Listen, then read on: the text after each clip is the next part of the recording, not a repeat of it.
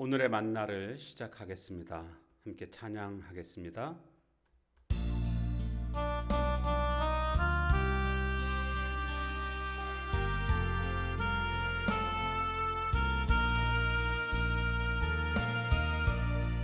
광야를 지날 때, 시험을 당할 때, 어려운 순간에 인내하라. 주 너를 흔드사 감추인 어둠 드러내 주시니 인내하라. 주 안에서 인내하라. 기뻐하고 감사하라. 주 내 방패되사 그 선하심으로 늘 함께 하시며 지키시리.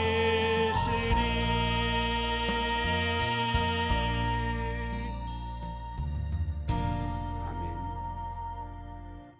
하나님 말씀 전도서 10장 1절에서 11절까지 말씀 보겠습니다. 10장. 죽은 파리들이 향기름을 악취가 나게 만드는 것 같이 적은 우매가 지혜와 존귀를 난처하게 만드느니라. 지혜자의 마음은 오른쪽에 있고 우매자의 마음은 왼쪽에 있느니라. 우매한 자는 길을 갈 때에도 지혜가 부족하여 각 사람에게 자기가 우매함을 말하느니라. 주권자가 내게 분을 일으키거든 너는 내 자리를 떠나지 말라. 공손함이 큰 허물을 용서받게 하느니라. 내가 해 아래에서 한 가지 재난을 보았노니 곧 주권자에게서 나오는 허물이라. 우매한 자가 크게 높은 지위들을 얻고 부자들이 낮은 지위에 앉는도다. 또 내가 보았노니 종들은 말을 타고 고관들은 종들처럼 땅에 걸어 다니는도다. 함정을 파는 자는 거기에 빠질 것이요 담을 허는 자는 뱀에게 물리리라. 돌들을 떠내는 자는 그로 말미암아 상할 것이요 나무들을 쪼개는 자는 그로 말미암아 위험을 당하리라. 철연장이 무디어졌는데도 나를 갈지 아니하면 힘이 더 드느니라. 오직 지혜는 성공하기에 유익하니라. 주술을 베풀기 전에 뱀에게 물렸으면 술객은 소용이 없느니라. 아멘. 어리석은 삶을 살고자 하는 사람은 없습니다. 그런데 실제적으로 보게 되면 어리석게 사는 사람들이 참으로 많습니다. 성도가 어리석게 살 때에 어떤 결과가 오는가를 우리가 먼저 살펴보게 되면 어리석음의 핵심은요, 하나님을 경외하지 않는 것입니다. 왜냐하면 잠언 9장 10절에 보면 하나님을 경외하는 것이 지혜의 근본이다라고 말씀하고 있습니다. 그렇다고 한다면 세상의 지혜는 그 본질이 뭘까 생각해 보면 우매함입니다. 어리석음입니다. 왜요? 하나님을 경외하지 않기 때문입니다. 그러기에 세상의 지혜는 참된 지혜가 아닙니다. 오늘 1절에 보면 이 세상의 지혜를 죽은 파리에 비유하고 있습니다. 죽은 파리들이 향기름을 악취가 나게 만드는 것 같이 적은 우매가 지혜와 존귀를 난처하게 만드느니라, 이렇게 말씀하고 있지 않습니까? 그러니까 파리 한 마리가 죽은 그 시체가 모든 향을 다 썩은 내로 나게 하는 것처럼 이 적은 우매가, 어리석음이 지혜와 존귀를 난처하게 만든다라는 겁니다. 적은 우매가 우리 삶을 악취로 가득 차게 한다라는 뜻입니다. 그러기에 우리는 참된 지혜로 살아가야 합니다. 자, 그러면서 5절에 가보면 내가 해 아래서 한 가지 재난을 보았노니 곧 주권자에게서 나오는 허물이라. 주권자가 참된 지혜가 아닌 세상의 지혜로 살아가게 될 때, 즉 주권자의 우매함을 의미하는 거죠. 이것은 허물이 된다. 이것은 자기 혼자의 문제가 아닙니다. 한 나라를 다스리는 주권자라고 한다면 그것은 그 나라의 재앙이라고 할 수가 있습니다. 여기에 대해서 오늘 6절에 보면 이와 같은 어리석은 주권자가 다스리게 되면 어떤 일이 벌어집니까? 6절에 보면 우매한 자가 크게 높은 지위들을 얻는다. 우매한 자가 높은 지위를 얻는다. 그리고 부자들이, 여기 부자들이라는 것은 존귀한 사람이 그런 뜻입니다. 존귀한 자들이 낮은 지위에 앉는도다. 이게 뭔가 지금 뒤집혀 있다라는 것을 알 수가 있죠. 또 종들은 말을 타고 고관들은 종들처럼 땅에 걸어 다닌다. 이렇게 뒤집혀 있는 이런 지금 상황을 지금 말해주고 있습니다. 이것은 정상적인 모든 관계가 어그러진 모습, 질서가 무너졌다라는 것을 의미하는 겁니다. 누구 때문에요? 어리석은 주권자 때문에 그렇다라는 것입니다. 그러기에 세상의 지혜를 의지하게 되면 이렇게 세상이 어지러워집니다. 지혜의 원천은 우리 주님이십니다. 그러기에 주님이 주권자가 되셔야 되는 것이고, 주님이 주권자가 되신다는 의미는 뭐겠습니까? 주님의 다스림을 받아야 한다라는 것을 말해주고 있습니다. 그렇다고 한다면 오늘 우리 신자들은요, 하나님의 말씀의 다스림을 받아야 됩니다.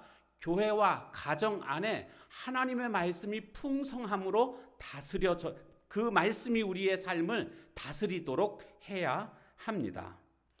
문제는 사탄은요, 어떻게 하든지 하나님의 말씀이 들리지 않도록, 신자가 그 말씀을 듣지 못하도록 방해 공작을 한다라는 겁니다. 그래서 말씀을 들어도 건성으로 듣게 만들고, 또 말씀을 듣고 순종하려고 해도 아니야, 이것은 오늘 할 수 있는 게 아니야, 다음에 하지 뭐, 이런 식으로 말씀에 따르지 못하도록 사탄이 방해하는 그런 모습들을 보게 됩니다. 그럴수록 우리는 하나님의 말씀을 붙잡고 말씀의 다스림을 받아야 한다라는 절박함으로 살아가야 됩니다. 그러면서 이 참된 지혜가 없게 되면 어떤 일들이 벌어지는가? 8절부터 말씀해 보게 되면 참된 지혜가 없게 되면 모든 수고들이 다 헛일이 되는 겁니다. 함정을 파는 자는 거기에 빠질 것이고, 담을 허는 자는 뱀에게 물릴 것이고, 돌을 떠내는 자는 상하게 될 것이고, 나무를 쪼개는 자는 위험을 당하게 될 것이고, 철 연장이 무디어졌는데 나를 갈지 않으면 힘이 더 든다. 그러니까 수고한 결과가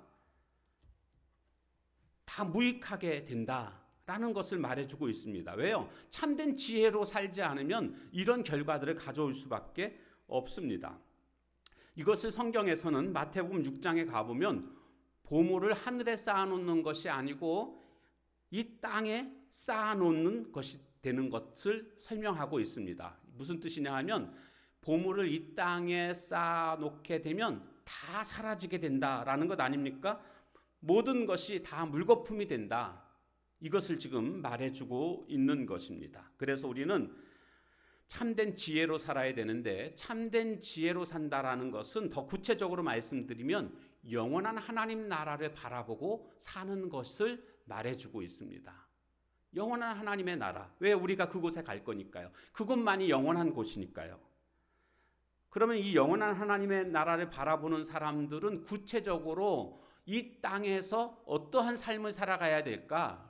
로마서 12장 2절 말씀을 여러분 기억하실 겁니다. 너희는 이 세대를 본받지 말고 오직 마음을 새롭게 함으로 변화를 받아 하나님의 선하시고 기뻐하시고 온전하신 뜻이 무엇인지 분별하도록 하라. 이 세대를 본받지 않아야 합니다. 바로 그것이 영원한 천국을 바라보는 자의 모습입니다. 오늘도 이 세상의 것들 바라보고 달려가는 자가 아니라 이 세대를 잘 분별해가지고 본받지 말고 하나님 나라를 사모하며 하나님 나라를 바라보고 살아갈 수 있는 저와 여러분의 삶이 다 되어지시기를 주님의 이름으로 축원합니다.